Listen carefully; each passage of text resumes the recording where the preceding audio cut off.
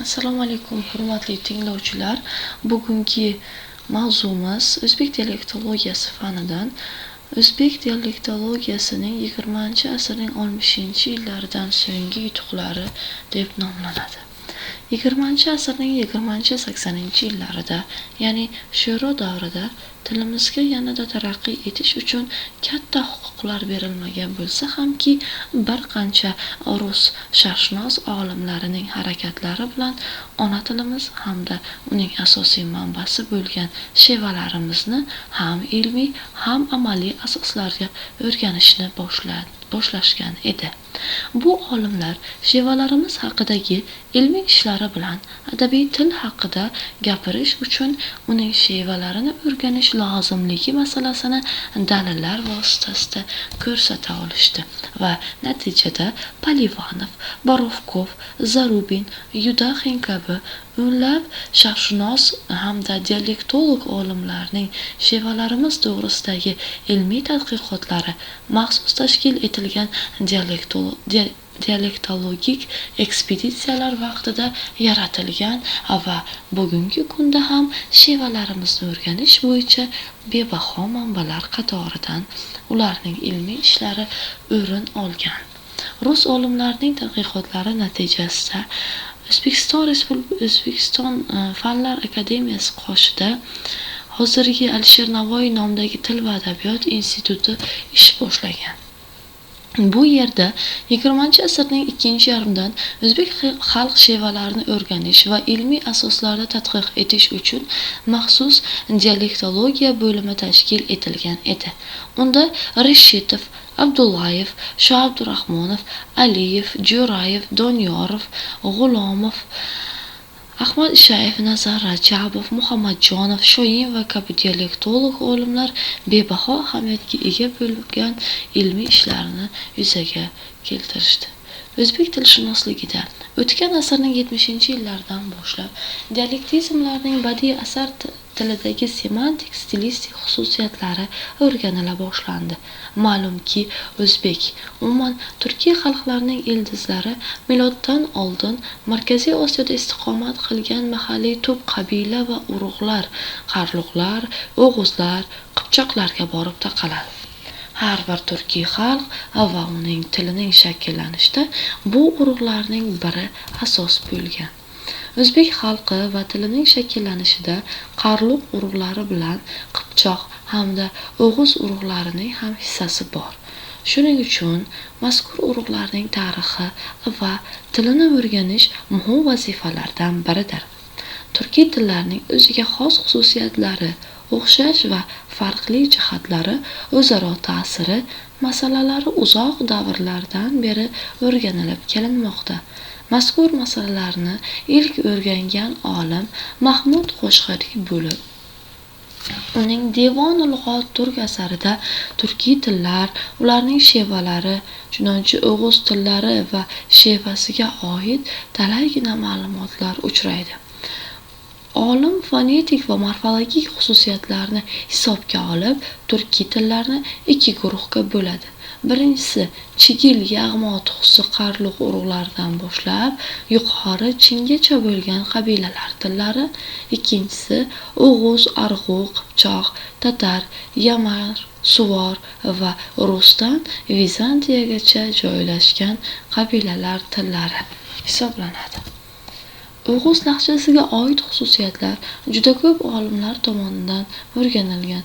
Chunonchi G'ozi olim Yunusov 1936-yilda o'zbek lahjalarining tasnifida bir tajriba, Reshitov Shoabdurahmonov bilan hammualliflikda chop etgan O'zbek dialektologiyasi darsligida yoki bo'lmasa Fattuh Abdullayev O'zbek tilining o'g'uz lahjasi 1978-yilda, O'zbek tilining Xorazm shevalari 1964-yilda e'lon qilingan.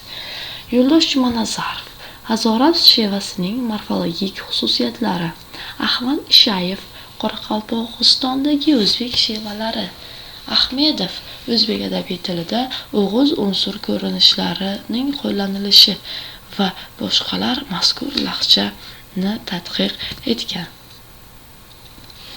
Reshitov o'g'iz laqchasining ayrim xususiyatlarini ko'rsatib o'tadi. Masalan, qaratqich kelishigi formasining ing shaklida ishlatilishi, jo'nalish kelishigining a shaklida ishlatilishi, bo'l shakli fe'lidagi b tovushining tushishi kabilar. G'oz olim Yunusov o'zbek shevalarini 3 ta kategoriyaga ajratadi. Birinchisi o'zbek qipchoq shevalari, ikkinchisi turk barlos shevalari yoki chig'atoy shevalari, uchinchisi Xiva Urganch shevalari. Olim Xiva Urganch shevalarining fonetik xususiyatlari bo'yicha quyidagilarni yozadi. Xiva shevasi o'zining tovush uyg'unligining saqlanganligi va uzun unliligi bilan ajraladi. Xiva shevasida til o'rta k, g tovushlarining bo'luvi va k o'rnida g ishlatiluvi diqqat etadigan fonetik xususiyatlardandir. Yo'ldosh Jumanazarov Hazoras shevasining morfologik xususiyatlarini Xonqa, Qirq, Toshkent shevalari, turkman tili va eski o'zbek tili bilan qiyosan tahlil etadi. Masalan, mazkur shevada hozirgi zamon fe'li go'ryatirman shaklida ifodalansa, Toshkent shevasida ko'rvanman tarzda aytiladi. Yoki Hazoras shevasida kelasi zamon fe'li aljaqman, turkman tilida esa men aljaq tarzda ifodalanadi. Xorazm shevalarini maxsus tadqiq etgan Fatoh Abdullayev turkiy tillarning tasnifida ham aniq bir tilning shevalarini tasnif qilishda ham yolg'iz leksik materialga asoslanish kutilgan natija bermasligini, faqat tilning boshqa yaruslari, fonetika, morfologiya, sintaksis bo'yicha to'plangan materiallar bilan birgalikdagina ilmiy jihatdan ishonarli bir xulosaga kelish mumkin bo'ladi degan fikrni ilgari surgan edi va bu fikrlari ayni haqiqatdir.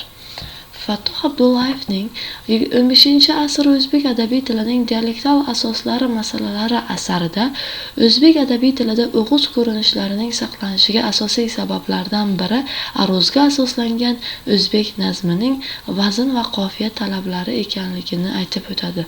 Ahmedov ana shu fikrga asoslanib, o'zbek yozma yodgorliklari tilidagi o'g'iz unsur va ko'rinishlarini tahlil etadi. Fatoh Abdullayev o'g'iz lahjasining leksikasini Ozarbayjon va turkman tili, qipchoq lahjasi va o'zbek adabiy tili bilan qiyosiy tarzda o'rganadi. O'rni bilan eski o'zbek adabiy tili manbalariga ham murojaat etadi.